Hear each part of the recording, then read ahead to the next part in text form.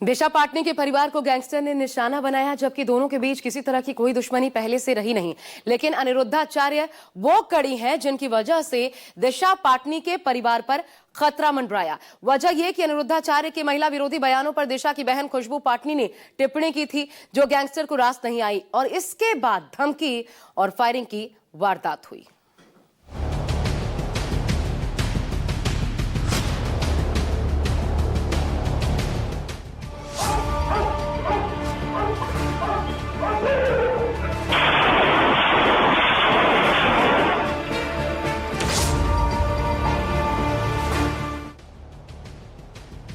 दिशा पाटनी के घर पर फायरिंग तय साजिश के तहत की गई थी और इसके लिए रोहित गोदारा गैंग के 4 शूटर बरेली गए थे। अब सवाल यह है कि गैंगस्टर रोहित गोदारा के टारगेट पर दिशा पाटनी और उसका परिवार आया क्यों? तो इसकी वजह अनिरुद्धाचार्य का महिला विरोधी बयान है, जिसमें कथावाचक अनिरुद्धाचार्य ने कभी लड़कियों की शादी की उम्र को लेकर सवाल उठाया तो कभी लिव इन में रहने वाले युवाओं के चरित्र पर सवाल उठाए। लिव इन जो है ना, पुरानी भाषा में लिव इन को क्या कहते थे? ये लिव इन नहीं है, ये लड़का लड़की अपना छिपाने के लिए ना लिव इन कह रहे हैं। ये शुद्ध में लिखे हम वैश्यालय में रहते हैं। लिव इन मतलब एक वैश्यालय है जहाँ एक लड़की के संग आप रहते हैं, वो पसंद नहीं है तो आप दूसरी के संग रहने लग गए, वो पसंद नहीं है आप तीसरी के संग रहने लगे। ऐसी लड़की आज इस लड़के के संग कल। अब ये बताइए, अपना देह 17 जगह कौन परोसता था पहले? सती सावित्री परोसती थी कि वैश्याएं परोसती थी? तो लिव इन क्यों कहते हैं? वैश्यालय कहो ना।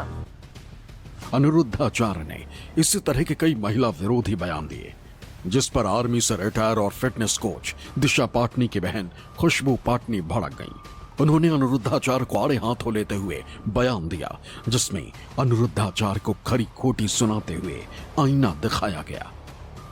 कहता है कि 25 साल मतलब 25 साल से जो लड़कियां हैं, 25 साल के ऊपर वाली लड़कियां हैं, सारी नहीं, कुछ जो लिव इन में रहती हैं, वो मुंह मार के आती हैं। 4-5 लड़कों का मुंह मार के आती हैं। अगर ये मेरे सामने होता ना, मैं इसको समझा देती कि मुंह मारना क्या होता है। I would have make him understand clear, and these are bloody anti nationalist lot.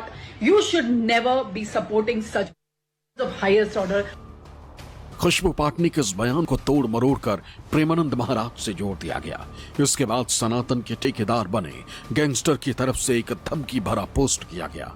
इस पोस्ट में प्रेमानंद महाराज और अनिरुद्धाचार्य के खिलाफ बोलने वालों को धमकी दी गई। 21 अगस्त को सोशल मीडिया पर पोस्ट किया गया और फिर दिशा पाटनी के बरेली स्थित घर को टारगेट किया गया, क्योंकि इस घर में दिशा तो नहीं रहती, लेकिन यूपी पुलिस से रिटायर उनके पिता, खुद खुशबू पाटनी और उनकी माता रहती। 7 से 8 राउंड फायरिंग करने के बाद फिर से रोहित गोदारा गैंग ने सोशल मीडिया पर पोस्ट किया। पोस्ट में धमकी देते हुए परिवार को खत्म करने की बात कही गई। साथ ही सनातन के ठेकेदार बने गैंगस्टर ने धमकी दी कि अगर बाबा के खिलाफ बोलना बंद नहीं किया तो पूरे परिवार को खत्म कर देंगे।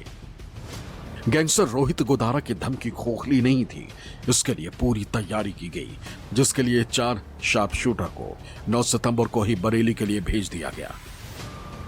पहला शूटर रविंद्र, दूसरा शूटर अरुण, तीसरा शूटर अर्जुन, चौथा शूटर विजय था।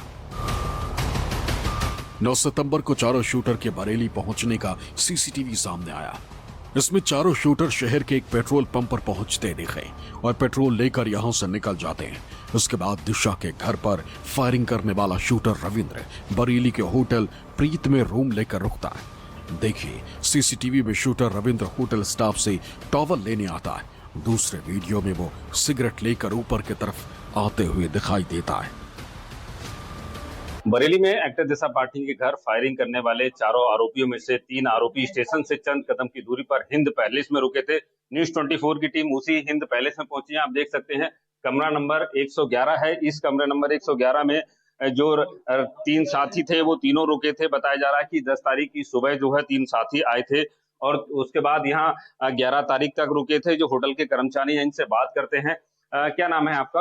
मेरा नाम मोहम्मद गुफरान है। गुफरान जी, बताइए कि जो शूटर बताए जा रहे हैं जिन्होंने दिशा पाटनी के घर पे फायरिंग की थी, आप यहाँ कब आए थे? कौन कौन रुका था? हमारे 10/9/25 को आए थे। ठीक है, सुबह 7:30 बजे इन्होंने रूम लिया था, जिनका नाम नकुल सिंह, विजय तोमर और अरुण नाम था।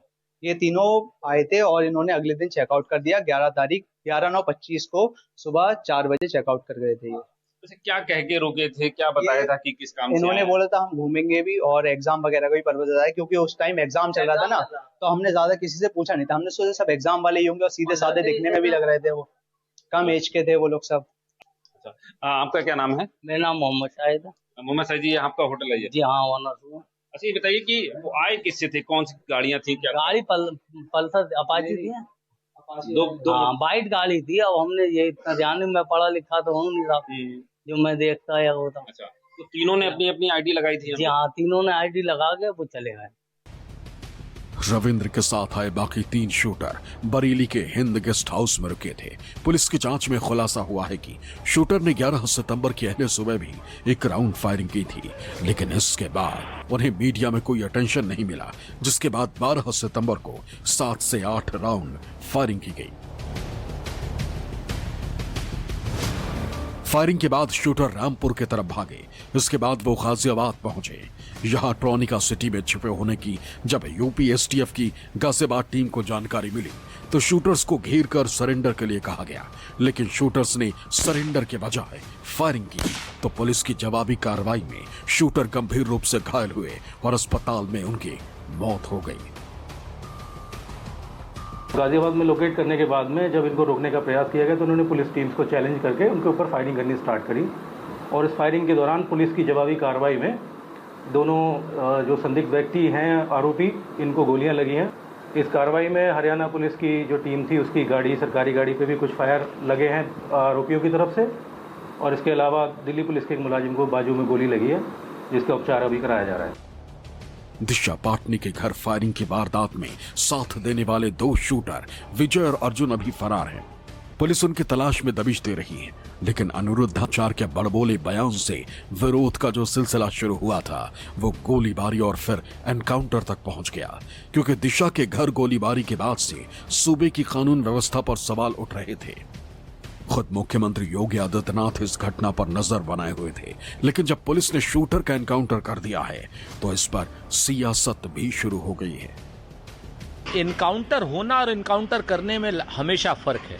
अगर इनकाउंटर हुआ है तो पुलिस ने विधि सम्मत काम किया है, और अगर पुलिस इनकाउंटर कर रही है तो पुलिस भी अपराधियों की तरीके से व्यवहार कर रही है, क्योंकि पुलिस का काम किसी को मार देना नहीं है। पुलिस का काम अपराधी को अदालत के सम्मुख, संविधान के सम्मुख प्रस्तुत करके उसे अदालत से कठोर सजा दिलवाना है। गैंगस्टर के इशारे पर उसके गुर्गों ने जो अपराध किया था उसकी सजा तो उन्हें मिलनी थी। एनकाउंटर में मारे गए शूटर से अनिरुद्धाचार्य का भले ही कोई सीधा कनेक्शन ना हो, लेकिन अनिरुद्धाचार्य के बड़बोले बयान से जो सिलसिला शुरू हुआ वो 2 मौत तक पहुंच गया है। गाजियाबाद से विमल कौशिक और शक्ति सिंह के साथ बरेली से नीरज आनंद, न्यूज़ 24।